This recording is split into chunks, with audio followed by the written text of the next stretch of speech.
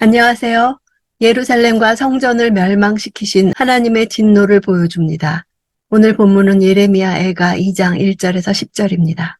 1절, 주께서 어떻게 진노하셔서 딸 시온을 구름으로 덮어버리셨는지, 그분이 이스라엘의 아름다움을 하늘에서 땅으로 던져버리셨다.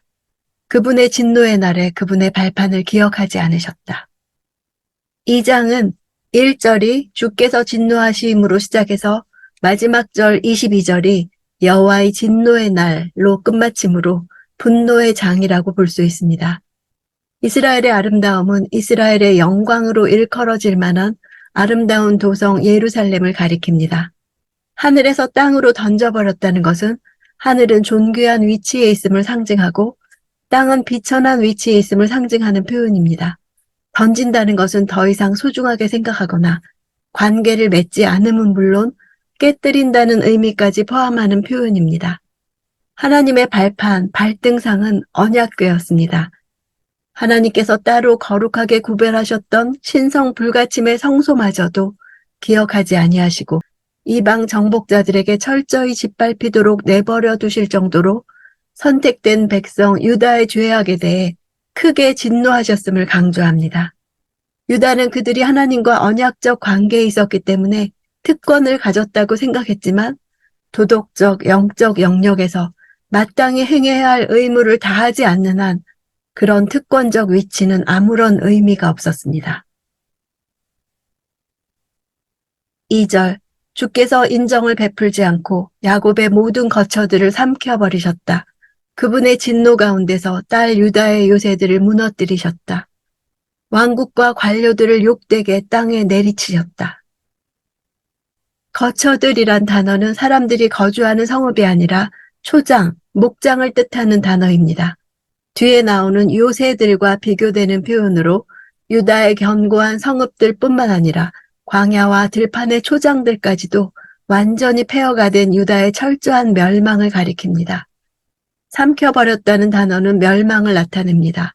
홍해에서 이집트 군대가 바다에 수장되는 장면과 고라 일당이 반란을 일으킬 때 땅이 그들을 산채로 삼키는 것을 나타내는 데 사용되었습니다.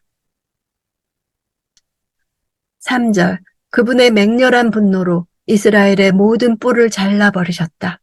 원수 앞에서 그분의 오른손을 거두셨다. 활활 타는 불이 주위의 모든 것을 집어삼키듯이 야곱을 불태우셨다. 여기서 뿔은 지도력을 뜻합니다.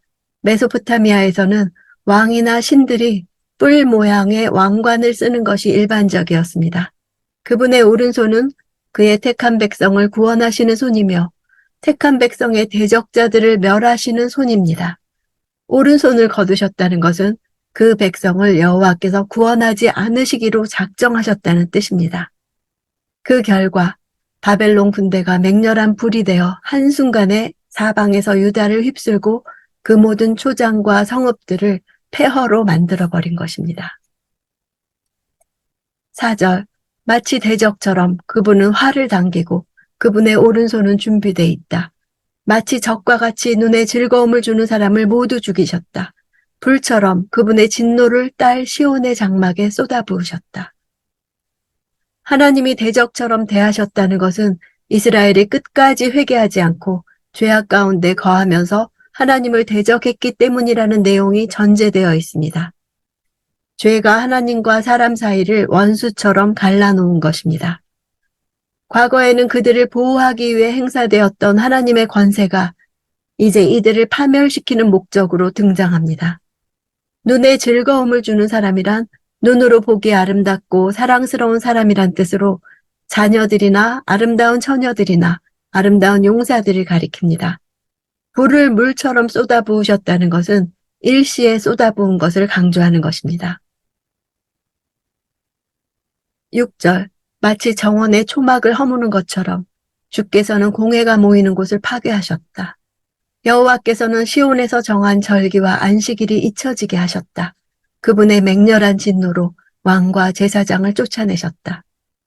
신정왕국의 정체성을 가장 잘 나타내는 예배의 처소와 종교적 절기와 하나님의 대리 통치자인 왕과 하나님과 인간 사이의 중보자로서의 역할을 했던 제사장이 몰락했음을 탄식합니다. 성전을 그냥 버려두면 잡초와 잡목으로 무성해지는 자연의 동산처럼 취급하셨다는 뜻입니다. 이스라엘의 절기들은 이스라엘을 향한 하나님의 구속 역사를 관통하는 가장 중요한 날들입니다. 하나님께서 이스라엘을 구원하신 가장 확실한 증거가 되는 날들이며 하나님과 이스라엘 간의 관계를 확인시켜주는 뜻깊은 날들인 것입니다. 안식일이 잊혀지게 하신 것은 하나님과 그 백성 간의 관계의 단절을 의미합니다. 7절, 주께서는 그분의 제단을 거부하셨고 그분의 성소를 버리셨다. 성체의 벽들을 원수의 손에 넘겨주셨다. 정해진 절기의 날처럼 대적들은 여호와의 집에서 소리를 질렀다. 수세기 동안 이 민족의 자존심이었던 찬란한 솔로몬 성전도 이 파멸에서 벗어나지 못했습니다. 왕궁은 성전 복합 건물의 일부였습니다. 그래서 제단과 성소와 성체의 벽들이 함께 언급되고 있습니다. 성전은 몇 개의 부속 건물들로 구성되어 있었고 7년에 걸쳐 건축되었고 왕궁을 세우는데 다시 13년이 걸렸었습니다. 제단을 거부하시고 성소를 버리신 것은 성전 안에서 저질러진 위선적 예배와 그곳에서 저질러진 가증한 우상 숭배를 미워하시고 배척하신 것을 뜻합니다. 절기의 이스라엘 백성들은 하나님의 구원 사역을 기념하며 축하하고 국가적 축제로 기쁨을 나누었습니다. 그러나 대적들이 그들을 공격하여 멸절하며 떠드는 소리로 바뀌고 말았습니다. 8절, 딸 시온의 성벽을 여호와께서는 파괴하기로 작정하셨다. 그분은 줄자를 펼치셨고 파멸로부터 손을 거두지 않으셨다. 그분이 요새와 성벽을 슬퍼하게 하셨으니 그것들이 다 함께 쇠약해버렸다. 예루살렘 성벽 파괴의 궁극적 주체가 바벨론 군대가 아니라 여호와이심을 밝힙니다.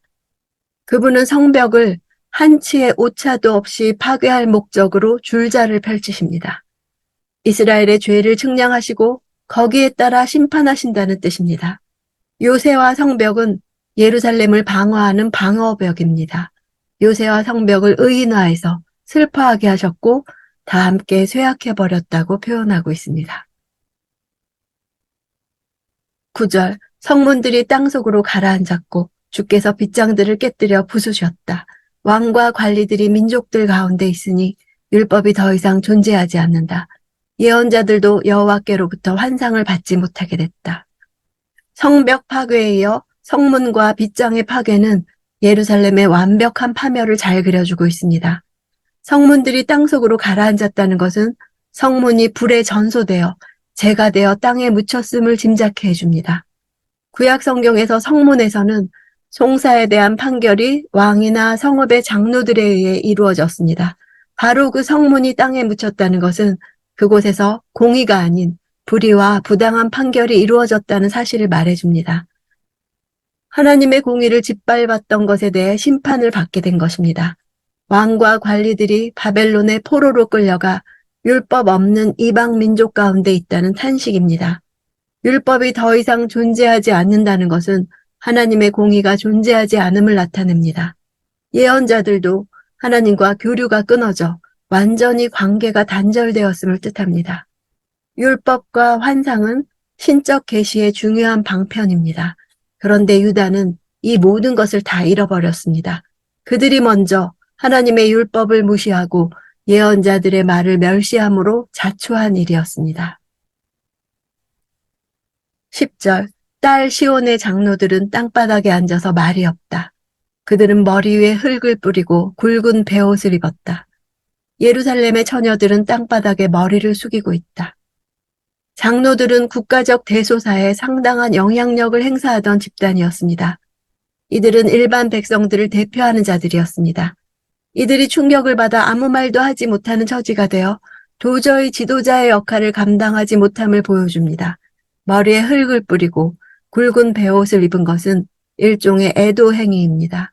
장로들과 처녀들을 함께 언급한 것은 백성의 양끝을 차지하는 두 계층이 애도하는 일에 동참함으로써 백성 전체가 유다 나라 멸망을 슬퍼하는 것을 나타냅니다. 처녀들은 인생에 있어서 가장 꽃다운 나이에 있는 자들이며 미래에 대한 꿈에 부풀어 있는 자들인데 그런 이들이 머리를 숙였다는 것은 이들이 처한 현실이 참담할 뿐 아니라 미래 역시 암울하다는 사실을 말해주는 것입니다. 현실적으로 유다는 무수한 장정들이 전쟁으로 죽임을 당했고 그로 인해 그녀들은 누구와도 미래를 기약할 수 없는 형편이었습니다. 그녀들은 바벨론 사람들에게 끌려가 성적 놀이개나 여종의 신분으로 전락할 것이 분명했습니다. 1장이 수치와 절망의 절규를 그리고 있다면 2장에는 전반적으로 분노의 분위기가 흐르고 있습니다.